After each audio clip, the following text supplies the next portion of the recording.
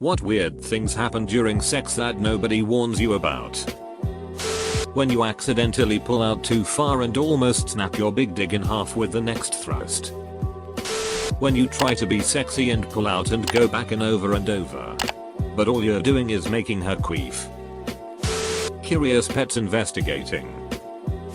As a guy, trying not to come often feels like those mini games where you have to keep a needle in the middle of a green zone while different factors try to push it left or right. You think you're about to finish?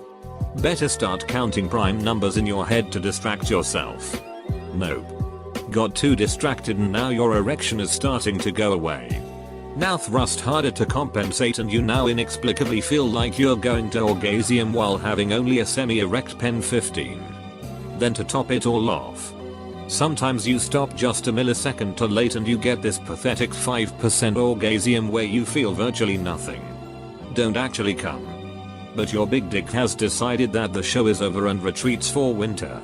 Then you have to try to explain what just happened to some poor girl who thinks she did something to instantaneously heal your erection without any hope of it returning. Sometimes you can't finish. Applies to both sexes. Not always a bad thing, as I know it can knock your pride. Weird. But something you work around. Most assume you're going to finish overly dramatically like in porn. Or at least that's what my friends and I thought. Hip cramps. Basically when your legs are spread too wide for too long and your hip flexor becomes a traitor requiring your leg to be straight or you'll be in too much pain for enjoyment. Even worse when it's both of your hip flexors cramping at the same time. Edit. Spelling. Edit 2. Never thought me admitting to getting hip cramps during sex would result in gold twice in addition to being my most liked comment. Thanks Reddit. Water is not a lubricant. The amount of stamina required and the significant value of general fitness. If someone had told me in school that gym class was mainly going to aid you in sexual contexts, I would have made a much greater effort. Just when she's getting close, my tongue cramps up. When you're so close together that you're now basically stuck together with sweat and having to pull yourself apart after. So I dated this girl in college for a bit. I was surprised to see her butthole dilate to the size of a dime. Never seen that before or since in any other partner. Sometimes I wonder if I imagined it. Edit. Wow. So that blew up. To answer questions, my surprise came from the fact that I hadn't touched her asshole. It just gaped open all on its own. It stayed that way until she orgasmed, at which point it slammed shut with her orgasmic contractions. No. She didn't fart poop. No. I did not put it in her butt at that point. I know. I probably should have. I was young and relatively inexperienced. We did butt stuff eventually though, and I can confirm she was definitely into it. We didn't date very long though. She was cray. All the best ones are, it seems. You can be sexually incompatible with someone. They might want the deep slow romantic shit you see in movies. And you might want filthy degrading dirty talk. And you might be turned off doing what they like most. And vice versa. Also the leg cramps. Your big dig occasionally slips out. When you try out a new position and it really doesn't work. And you kind of just have to be like it. Next. A latex allergy makes things interesting for me. I have to always prepare and bring latex-free condoms if sex will be a possibility. It's a little awkward when a guy goes for a condom and I have to give him the briefing on what's up and go for mine instead. And you can't really predict if it's a good fit for him. Fun stuff. Something happens that you didn't necessarily want or plan for, then you realize you kind of like that. Kinks almost happened by accident. Edit. Thanks for the silver and gold, you kinky ducks. You realize your cat likes to watch flopping and slapping noises as your bodies meet. The noises. Nobody warns you about how disappointing shower sex can be. One person is always cold. Water is a terrible lubricant. It can be really cramped and uncomfortable. It's super easy to slip and hurt yourself. A lot better to just have sex and then shower together afterwards. Policemen will sometimes rudely interrupt you by knocking on the car window. I'm a woman with long hair and poor eyesight, so I always have to plait my hair back, learned that early on. And if I want to see anything I have to have my contacts in. When people said you had to prepare for 6, this was not what I had in mind. Your hand cramps up or your elbow starts hurting. Well, if you have a cold and you are on top, it may happen that snot dribbles out onto your beloved, and this may or may not make you laugh. If your significant other is lactating, the oxytocin from 6 can cause milk to squirt on you.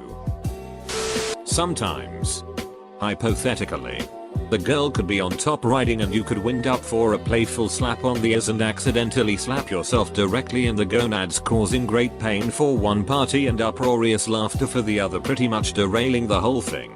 I wouldn't know anything about this, but it happened to a friend of mine. Sometimes, even if a woman is really turned on, she doesn't get wet. Eater, thank you for the gold. Sheets come off. Mattresses slide. Blankets start to bunch up no matter how flat they lied. Pillows nowhere near the two of you will get launched. Things on the headboard are gonna fall over, just watch. 6 will turn a bed that is perfectly made into one that just hosted a slumber party, with a big sweat spot down the middle. Some people are absolutely amazing. Sexy, wonderful people, but you just don't enjoy 6 with each other. Sometimes it's libido differences and sometimes it's just certain things don't do it for you. I dated someone who had a high 6 drive like me, but she loved teasing. I don't mind it sparingly, but literally every time she'd deliberately stop before I was finished as she got off on me being frustrated and wanting her more. Something like that just won't work out if you don't also enjoy that. But for her, normal 6 didn't do it for her, so even though we had great chemistry, we would never see eye to eye in the bedroom. Some people can't do 2 physical things at once, so they might be able to kiss, but once having 6 they're bashing teeth, sticking tongue out too far, rotating the head the wrong way. Just wrong. It's like they can't coordinate 2 types of bodily movement at once. Always wash after eating hot wings. Fingers and face. Edit. Damn Silver. Thanks. I'll pass it on to the wife. She's the one that deserves it. My mouth dries up to the point when I swallow it sticks and I choke and have to stop and get a drink. I guess from heavy breathing, moaning and panting. Or getting so wound up from him I almost pass out. Blurry vision afterwards. Long 6 does not necessarily mean good 6. For one, the girl can get sore, especially if the guy's big. It can also get boring if it goes on too long. It's all about finding the sweet spot. Timing wise, I think it's been knocked into the heads of too many guys that the ideal is lasting 4 hours. For some women, I'm sure they love that. Others, not so much. Your mind wanders. Like, you'll be trying to enjoy what's going on and you'll know damn well that you have been wanting this to happen for a while. And you'll still have random one-off thoughts.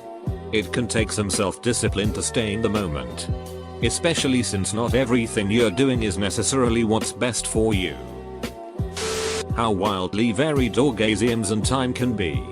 Sometimes you can be extremely turned on, go for a long and dribble at the end. Other times you're extremely turned on, fire off fast, and it's like you've got a hose. You've got those second rounds that fire off harder than the first. It just varies so damn much. For the ladies, it is just wet afterwards. Things drool out of you for the rest of the day. Even if it isn't ejaculate. Edit. Oh my. Thank you so much for the upvotes and popping my gold cherry. Kinda weird that my best comment on this site is about pussy soup, but yeah. Thank you so much. Kind stranger. Her legs might start vibrating at an alarming rate.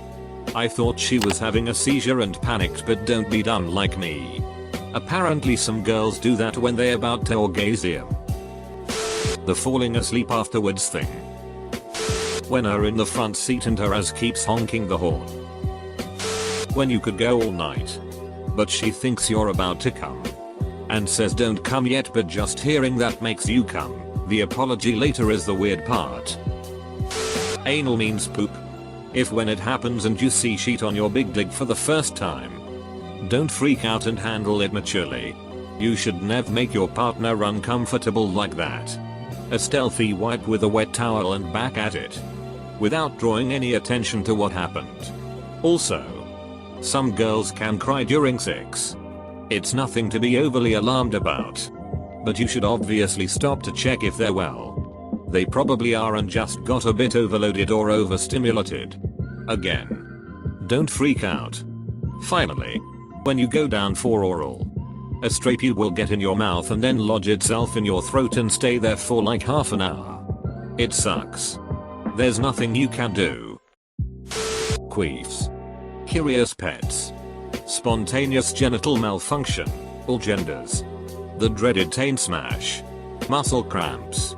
Falling out of rhythm.